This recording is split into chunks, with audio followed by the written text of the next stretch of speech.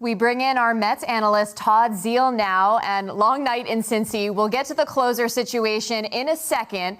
But first, the Mets have overcome a lot of adversity here lately. Do you feel like resiliency is part of what could make them a contender come October? I absolutely do, and I think it's something that's real. I think sometimes that word kind of gets thrown around a lot about teams that come back once in a while, but this team's shown it from day one, not only because they can come from behind and win games like today, but because they've had a lot of adversity. They've had guys go down. They've had the bench mob step up. They've had pitchers go down. The bullpen's been fantastic. As soon as the bullpen isn't as good, the offense comes around. It's something that this team has shown from the beginning, that they never feel like a game is over. And I've talked about it a little bit. I can relate to this from the time that I spent with the 2000 Mets. There was just something about that team that we always felt like if we kept it close through the middle innings, we were going to find a way to win. You hear this team talk about that same kind of thing. They never feel like they're out of it, and they've been showing it. And I think the last point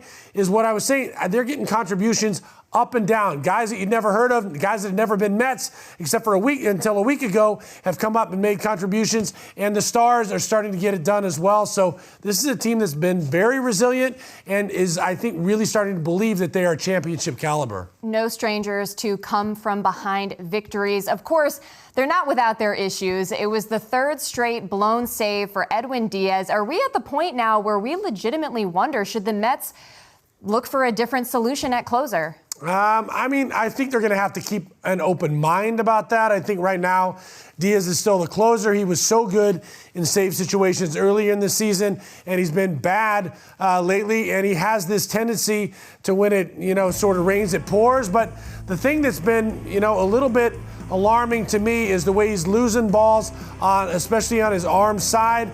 I was looking at him earlier for pregame, and since the 20th of June, since the middle of June, before that he was a 3 ERA, and since then it's almost 7.5. So he's obviously having some trouble since that part. Well, that happens to be coincidentally when the crackdown started to come on sticky substances.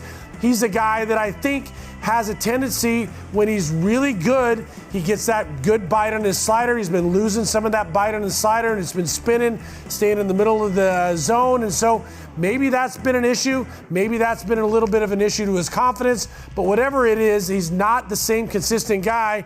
He's averaging over 6 walks a game now since that middle of June, too. He's not got the command. So it's something they're going to have to keep an eye on. But I think for right now, at least, he's still their closer, but he's probably got a much shorter leash than he had maybe 3 weeks ago. Could be a mental aspect there as well. But second game in a row that Michael Conforto's bat comes in clutch. He's hit 4 homers in the last 5 games. Is this what we've been waiting for, Todd? Absolutely. I think it's something that we've seen start to come around. I think I've done a couple of different look-ins and little breakdowns of what I think seems to be when he starts to find his groove, and it's that straight stride. He had a tendency, I remember when we were together a couple of years ago in spring training, Michael showed me some of the drills that he does in the cage, talks about his feet aligning when he gets in between a little bit, when he's anticipating the ball out over the plate. He tends to stride a little bit closed. He's been striding back a little bit more straight on, which gives him the ability to have the hips fire, his balance stays good, his hands come through the zone better.